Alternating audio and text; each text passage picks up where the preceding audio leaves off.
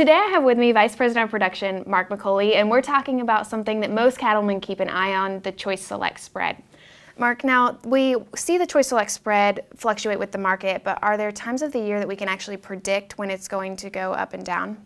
Yeah, Nicole, there definitely is seasonality. The average ChoiceSelect Spread, that number doesn't tell the whole story. We definitely see some highs and some lows throughout the year within the spread. What causes that? It's really a combination of both demand and supply.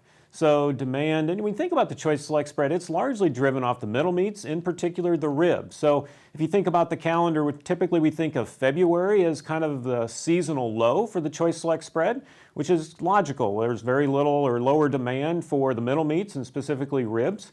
When we move into the springtime, specifically into May and June, what we have is both a combination of maybe some of our lowest grading periods as well as some of our highest demand periods for rib and grilling meat. We think about Memorial Day holiday and features around those middle meat items. So demand gets really strong. We see that spread get really big.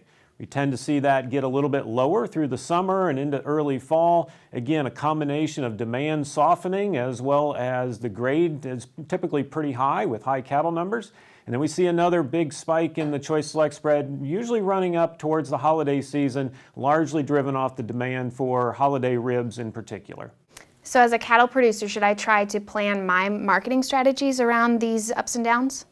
Well, I think it's something to keep in mind as you're thinking about your marketing approach. A lot of things can't be managed in terms of calving season. You kind of got to work with your environment and your management scheme to do that. But there may be some opportunities to modify your growing program to where those cattle may come out a little bit sooner and maybe take advantage of that spring high. I know cattle feeders would pay attention to what they're going to pay for those high grading cattle based on the month that they're placed against. Definitely something to keep in mind. Thanks, Mark. For more great stories like this, head over to cabcattle.com. For the Certified Angus Beef Market Report, I'm Nicole Ursig.